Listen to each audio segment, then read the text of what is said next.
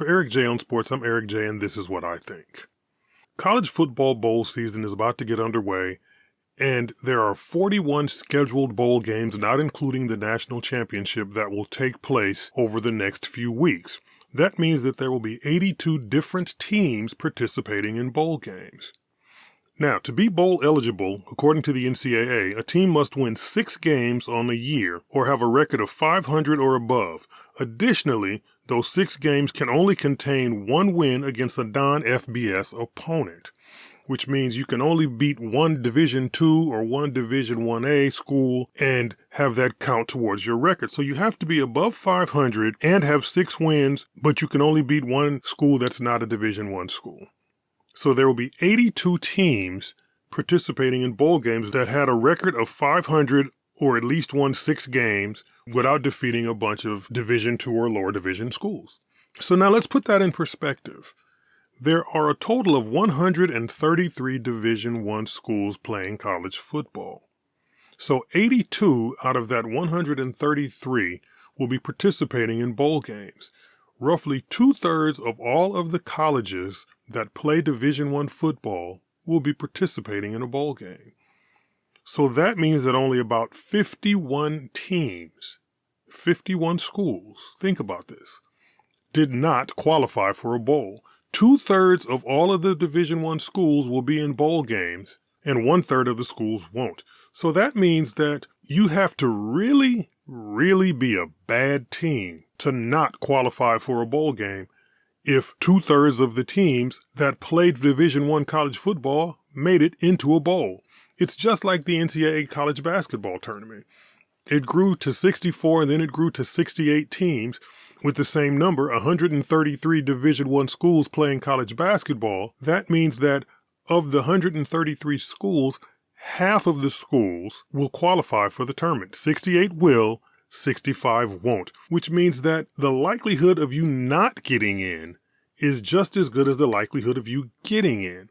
But in this instance, it's even better because the likelihood of you getting in is better than the likelihood of you not getting in. So if you did not get in, if you're one of the 51 schools that didn't qualify for a bowl game, that means your team must really be bad. Well, wait a minute. If everybody gets to play and we're one of the few teams that doesn't get to play, we couldn't even win 6. We couldn't even get to 500. We played 12 games and we couldn't go 6-6. We played 11 games. We couldn't go 6-5.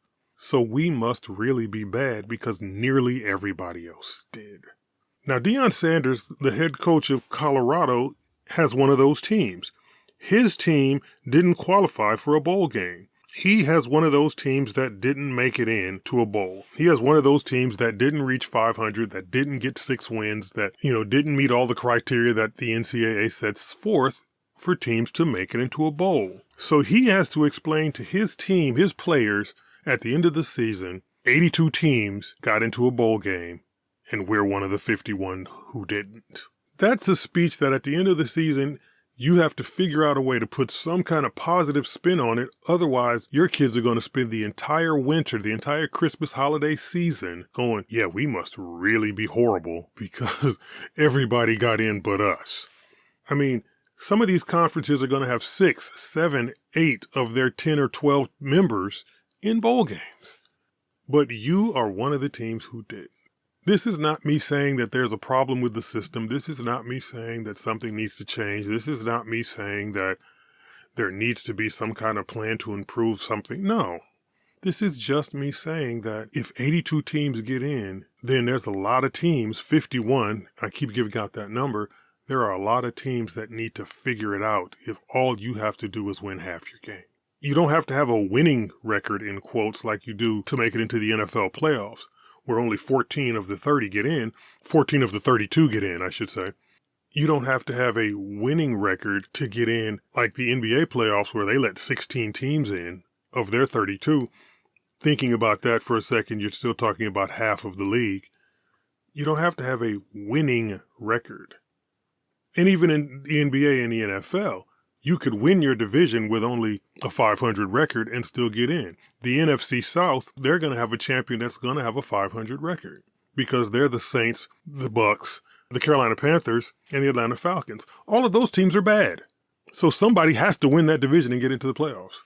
But you only need to have a 500 record to get in.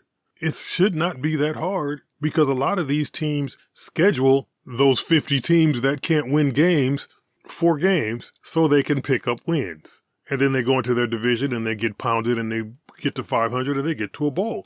And that bowl means extra money for the teams, extra money for the schools, extra exposure for the players, standalone national TV games so the players can be seen and improve their draft stock and things like that. How do you play when the lights are the brightest? That's what the bowl games do. They help the players who might be on the bubble improve their draft stock. They make money for the schools. They make money for each team that participates. And so your team is one of the few teams that's not going to have that opportunity. So if you've got a player like Shadir Sanders, who's going to be drafted high, he could have improved his draft stock by playing in a bowl game. That is, if he chooses to play, because the new thing now is that players who might be drafted high choose not to play in the bowl games, which helps the second string players. But there's going to be a few teams that don't have that opportunity, so their players are going to have to improve their draft stock and improve their NIL standing some other way. But it just seems like the NCAA wants everybody to play in a bowl game if they're allowing this many teams in and only keeping out a select few. It seems a little separatist and elitist, but it's not. It's the NCAA wants everybody to have a chance. And some of these teams aren't going to get a chance simply because the criteria is so simple, but they still couldn't meet it. So these teams that didn't get to play in a bowl game this year, they've got work to do. And they need to do it soon because the rules aren't going to change anytime soon. Remember to like and share this video and subscribe to this channel and visit the Eric J. on Sports website and follow me on Facebook at Eric J. on Sports 1 and on Instagram and Twitter at Eric J. on Sports. And for Eric J. on Sports, I'm Eric J. and this is what I think.